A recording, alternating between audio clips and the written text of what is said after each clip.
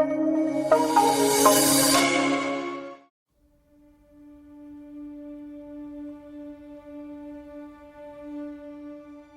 طويلة عاشتها فريدة بيقين وإيمان بأن كل اللي حصل في حياتها لا يمت بأي صلة للحقيقة. ذكرياتها مع أقرب وأحب الناس ليها ما بتفارقش خيالها، كلها يقين أنهم من المستحيل يكونوا بالصورة البشعة دي. اعتقدت أنها ممكن تعيش الحياة مع الواقع المرير والصراعات الناتجة عن الأحداث الأليمة، لكن تأتي الرياح بما لا تشتهي السفن. استلمت فريدة رسالة من مجهول وما كانش عليها اسم أو توقيع، بس كان معاها ورقة مكتوب بخط الإيد. والله ما قتلتهم يا فريدة. الرسالة دخلت الرعب في قلبها وكأنها بتسمعها بصوت صاحبها، رجعتها بالذاكرة لسنين فاتت، لحظة وجودها في بيت سلمى ويحيى وهي واقفة بذهول من هول المفاجأة.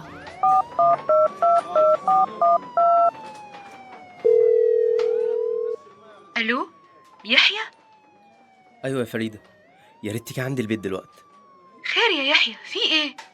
هاني وسلمى، البقاء لله يا فريدة، يا ريت تيجي بسرعة عشان المباحث هنا في الشقة والدنيا مقلوبة. البقاء لله؟ في مين يا يحيى؟ مين اللي مات؟ وفي إيه؟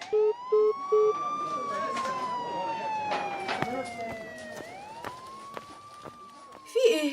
أنا مش فاهمة حاجة. وفين هاني؟ وإيه اللي بيحصل هنا؟ أنا كنت مسافر 3 أيام برا القاهرة، ولما رجعت فتحت باب الشقة وشميت ريحة الغاز، وبعدين جريت على أوضة النوم، شفت سلمى وهاني على السرير عريانين، وواضح إنهم ميتين طبعا. صرخت من الرعب واتجمع الجيران، ومش عارف مين غطاهم بالملايات ولا مين اللي طلب البوليس لحد دلوقت. إيه الكلام اللي بتقوله ده؟ يعني إيه كانوا مع بعض؟ يعني إيه كانوا عريانين؟ أنت عايز تفهمني يا يحيى إن هاني بيخوني؟ ومع مين؟ مع سلمى، أعز صديقة ليا. واضح إنهم كانوا بيضحكوا علينا كل السنين اللي فاتت. أنا أرفض إنه يتقال إن جوزي وصاحبتي كان بينهم علاقة غير مشروعة. هم أشرف من أي حد يتكلم عليهم، حتى لو التحقيقات والنيابة أثبتت إن في بينهم أي حاجة. أنا مش هصدق ده. وبعد التحري والتحقيقات أمرت النيابة إخلاء سبيل فريدة من سرايا النيابة بعد سماع أقوالها، وأمرت بحبس يحيى 4 أيام على ذمة التحقيقات لحين حضور تقرير الطب الشرعي والمعمل الجنائي اللي أرجع حادثة الوفاة لاختناق نتيجة تسرب الغاز، وقيدت الواقعة قضاء وقدر. وبعد 4 أيام أمرت النيابة بإخلاء سبيل يحيى، وبتفوق فريدة على صدمة خيانة جوزها وصاحبتها. هتعمل إيه يا يحيى؟ أنا هسافر، هرجع البلد يومين قبل ما أسيب البلد كلها وهاجر برا مصر. مش طايق أعيش في البلد دي تاني، ريحة الخيانة حواليا في كل مكان، مش عايزة تفارقني. تصدقي أنا ما دخلتش أوضة النوم من ساعة الحادثة، ومش قادر أنام على السرير اللي كانت بتخوني عليه. ومع مين؟ مع أعز أصحابي.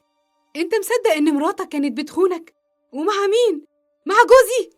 أنت لسه بتكدبي نفسك، ومش عايزة تصدقي إنهم كانوا بيخدعونا الفترة دي كلها. الحقيقة أنا مش مصدقة نفسي، ولا مصدقة اللي بسمعه منك. يعني أنت عايزاني أكدب عينيا اللي شافت مراتي وصاحبي عريانين على السرير ومخنوقين من تسرب الغاز؟ ده حتى النيابة ما أثبتتش العكس، اكتفت بإثبات الحادثة إنها تسرب غاز عادي. يحيى، هو مين تاني عارف إنك مسافر البلد؟ أنت عايزة تقولي إيه يا فريدة؟ الحادثة دي جنائية، سلمى وهاني اتقتلوا بفعل فاعل، وراها واحد دبر كل ده عشان يتخلص منهم، وتبان إنها حادثة تسرب غاز. راح مغلفها بقضية شرف عشان يكسرنا أنا وإنت وما يخليناش ندور وراهم. انت ظاهر افلام هوليود اثرت فيكي قوي يا دكتوره، وحابه تعيشي جو المغامره، او يمكن الصدمه اللي انت فيها مش مخلياكي قادره تشوفي الواقع المأساوي اللي احنا فيه. جريمه قتل. انا وانت اتخدعنا، جوزك ومراتي كانوا بيخونونا وكانوا مستغفليننا. فوقي يا فريده وشوفي فين الحقيقه. أنا مش قادرة أفهم هدوء الأعصاب اللي أنت فيه ده. إزاي بالسهولة دي تنسى كل اللي بينك وبين هاني وسلمى، وتنسى ابنك اللي في بطنها؟ تفتكري ممكن يكون ابني فعلا؟ احنا بقالنا سنين متجوزين ومفيش حمل، ليه حصل دلوقتي؟ مش ممكن يكون ابن هاني؟ أنت أكيد اتجننت إنك ممكن تفكر كده، غير إن كل التحاليل كانت بتثبت إن تأخير الحمل ما كانش لسبب مرضي، هو نصيب، وكلنا كنا منتظرين الحمل في أي وقت. انت مش حاسه بالنار اللي جوايا؟ عارفة يعني ايه افوق بعد 10 سنين على خيانة مراتي وصاحبي؟ عارفة يعني ايه ارجع من سفري الاقي مراتي في حضن صاحبي عريانين على سريري، وابني اللي قعدت 10 سنين استناه مش عارف هو ابني ولا لأ؟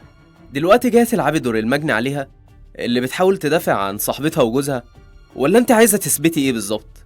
بص يا يحيى، لو انت مصدق ان مراتك تخونك، انا ما صدقش ان صاحبتي تخوني. ولو انت مصدق ان صاحبك يخونك، انا ما صدقش ان جوزي يخوني.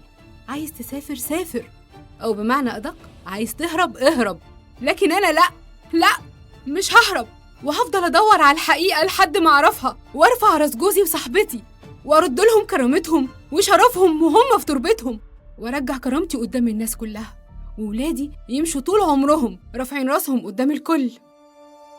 تاني يوم الصبح في الشغل وقفت فريدة تلبس البلطو الأبيض اللي بتلبسه في المعمل دايما.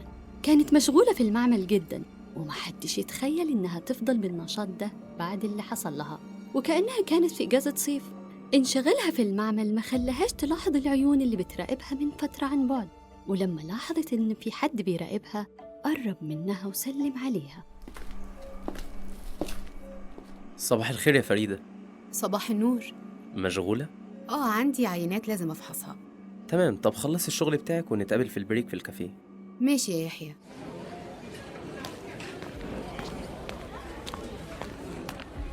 معلش اتأخرت عليك، خير في ايه؟ خالد البنا كلمني. والد سلمى؟ أيوه. وايه المشكلة؟ بيهددني وبيتهمني إن السبب ورا كل اللي حصل لبنته، وبيقول إني قتلتها عشان أورثها، وإن لولا الوحمة اللي في وشها اللي كانت مشوهاها كان زمانها متجوزة ست سيدة، واحد من عيلة محترمة يقدر يسعدها، مش فلاح زيك. هي سلمى ليها ميراث غير مكافئتها ومعاشها من الحكومة؟ نصيبها من ورث أمها. عشان كده أنا رجعت في قرار السفر. لو سافرت يبقى بهرب وبثبت التهمة على نفسي، وده اللي هم عايزين يثبتوه. هما مين؟ خالد ورامز ابنه. خالد ورامز ممكن يعملوا كده؟ أيوه، لو فرضنا إن في جريمة بالشكل اللي أنت بتقول عليه محدش يقدر يدبرها غير خالد ورامز. وإيه المصلحة؟ لو عايزة مصلحة فعلا من وفاة سلمى يبقى أكبر المستفيدين هما الاتنين. خالد اللي بيتهمني دلوقتي إن أنا اللي قتلت بنته، وهيوديني بإيده الحبل المشنقة، أو على الأقل هيرميني في السجن بقية حياتي. وانت عارفة هو بيكرهني قد إيه، ونفسه ينتقم مني من ساعة لما سلمى وقفت قدامه وأصرت على الجواز مني. طيب ورامز؟ رامز ده أكتر المستفيدين من الموضوع، الابن المدلل اللي عمره ما اتحمل المسؤولية. وانت عارفة سلمى كانت بتساعده ازاي وبتديله فلوس من ورا ابوها، وبعد وفاة سلمى ورمي في السجن هيبقى الميراث كله ليه. اشمعنى دلوقتي بعد السنين دي كلها؟ اهو السؤال ده يأكد كلامي ان رامز له يد في الموضوع. سلمى بقت حامل بعد سنين من انقطاع الخلفة، يعني هتولد وريث هياخد منه الميراث بتاعها اللي جدها وامها سايبينه لها، او على الاقل هتتقفل الحنفية اللي كانت بتنزل فلوس. يحيى شاف رضوى وهو مروح، كانت واقفة مع زميلها في الشغل. حاول إنه يتجاهلها، لكن رضوى لحقته ونادت عليه بصوت عالي وقالت له: يحيى الحمد لله على السلامة، رجعت امتى؟ انت ايه اللي جابك هنا؟ مش قلتلك ما تجيش؟ ومش لازم حد يشوفنا مع بعض خالص؟ كنت عايزة اطمن عليك وانت ما بتردش على التليفون. بعدين انت خايف من ايه؟ احنا كنا زمايل في مكان واحد، وطبيعي لما اشوفك اسلم عليك. ماشي يا رضوى، امشي انت دلوقتي. براحتك يا يحيى، بس انا بقولك بلاش تخسرني المرة دي كمان، علشان هتندم قوي. سلام. انت غلطة عمري الوحيدة. وما زالت فريدة بتدور على الدليل اللي بيبرأ جوزها وصاحبتها، لغاية ما قررت تقابل رامز. الظاهر يا رامز إن والدك الصدمة أثرت على عقله. فريدة عيب ده بابا. العيب اللي عايز والدك يعمله يا رامز. قوله فريدة مش هتسمح لحد إنه يشوه صورة جوزها وصاحبتها، ومش هتسمح لحد إنه يقرب من يحيى. ما كفاية الظلم اللي ظلمتوه لسلمى طول العمر، هتيجوا دلوقتي وتشوهوا سمعتها عشان ترضوا غروركم؟ اهدي بس، مش عايزك تزعلي من بابا، انتي عارفة انه عصبي وطول عمره كده.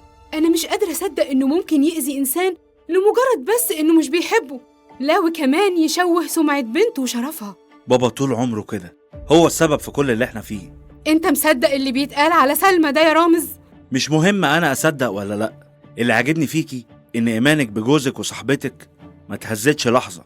تجربة زي اللي مريتي بيها كانت كفيلة على الأقل إن ثقتك دي تتهز ولو للحظة واحدة. كلامك فيه اتهام ضمني، أو إنك ممكن تقبل مجرد التفكير في إن سلمى كانت على علاقة مع هاني انت آخر واحد كنت أتصور إنه يقول كده على سلمى. سلمى دي وقفت جنبك كتير. أسفة لو بتدخل في شؤونكم الخاصة، بس أنا كنت بشوفها بتعمل إيه عشانك. لما كنت بتعدي عليها في الشغل علشان تاخد منها فلوس، دي وقفت جنبك كتير. بعد كل ده ممكن تيجي انت ويبقى رأيك في أختك إنها خاينة وعديمة الشرف؟ أنا مقدر الظروف النفسية اللي مريتي بيها، بس خلينا نفكر بالعقل. حتى لو لمرة واحدة، يمكن يكون في احتمال مش قليل يقول إن كان في حاجة بينهم. ممكن ما تكونش علاقة من زمان، وممكن تكون أول مرة، بس برضو الاحتمال ده وارد. ولا تفسري بإيه وجود هاني في شقة سلمى؟ بص، أنا متأكدة إن الحادثة دي جنائية يا رامز، وكنت متصورة إن أنت واحد ممكن تتوقع كده بحسك الأمني يا حضرة الضابط. بس تحريات المباحث ما شافتش أي شبهة جنائية. أنا ماليش دعوة بتحريات المباحث، ماليش دعوة بالموظفين اللي عايزين يقفلوا ملفاتهم عشان يخلصوا شغلهم وياخدوا أجازة مصيف يقعدوا على البحر مع أولادهم، وشرف الناس ينداس عليه بالرجلين. الموضوع جنائي، وفي حد دبر كل ده، وأنا هسيب الأيام تثبت لك، ومش هيهدالي بال إلا لما أوصل للقاتل. انت الأفلام البوليسية أثرت عليكي قوي يا فريدة. الصدمة اللي انت فيها دي مش مخلياكي تشوفي الحقيقة خالص. مفيش حادثة جنائية في الموضوع يا فريدة. طيب ما سألتش نفسك إيه اللي سرب الغاز؟ تقرير الطب الشرعي قال إنه من عين البوتاجاز نتيجة لفوران القهوة. لما القهوة فارت طفت العين وتسرب الغاز يا فريدة، وهم كانوا نايمين فاتخنقوا. ما شاء الله، واحد وواحدة متجمعين في شقة وبينهم علاقة وداخلين يعملوا فنجان قهوة. أمال الويسكي والبيرة تتشرب إمتى؟ ده كلام فارغ، كلام ما يدخلش الدماغ. الجريمة دي مدبرة، واللي عملها عارف هو بيعمل إيه كويس. يتسرب الغاز وبكده تبقى الجريمة كاملة. مش بقولك إن الأفلام البوليسية لسه مسيطرة عليكي وعلى تفكيرك يا دكتورة؟ من فضلك يا رامز، أنا مش في حالة تسمح إنك تتريق على كلامي. اتفاجأ يحيى بفريدة وهي بتخبط على باب الشقة والوقت متأخر. كان باين على وشه القلق والتوتر وبيبص حواليه كأنه مستني حاجة هتحصل، لكن فريدة ما اهتمتش. فريدة، انت ايه اللي جابك دلوقتي؟ قصدي الوقت متأخر وانا خايف من كلام الناس عليكي. هتفرق في إيه؟ خلينا في المصيبة اللي احنا فيها. طب اتفضلي بدل ما احنا واقفين على الباب كده. لا كده أفضل. انت عايزة توصلي لإيه؟ عايزة أوصل للحقيقة. شوفي عايزة تعملي ايه طيب وانا معاكي. خلينا نتفق الأول إن سلمى وهاني لا يمكن يخونونا، وأكيد الجريمة دي مدبرة. طب تمام، اتفقنا. وبعدين؟ إيه الصوت ده؟ الظاهر في حاجة وقعت في المطبخ. تحب اعملك حاجة تشربيها؟ لا الوقت متأخر، كفاية كده. هشوفك بكرة في الشغل. اكيد ان شاء الله. هي مشيت؟ مشيت. هي بقى متعودة تجيلك في ساعة متأخرة كده؟ رضوى، مش وقت الكلام ده. انت شايفة المصايب اللي عمالة تنزل على دماغي؟ مش فاضي كمان لغيرة النسوان دي. غيرة نسوان؟ ماشي يا يحيى براحتك، أنا هنزل دلوقتي عشان ما تأخرش. ابقى طمني عليك. سلام.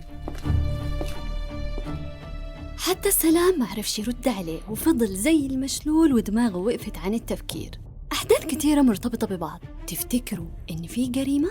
ولو هي جريمة أصلاً زي ما بتقول فريدة، يا ترى مين هيكون القاتل؟ وده اللي هنعرفه في الجزء الثاني. اكتبوا لنا توقعاتكم في التعليقات واستنونا في الجزء الثاني.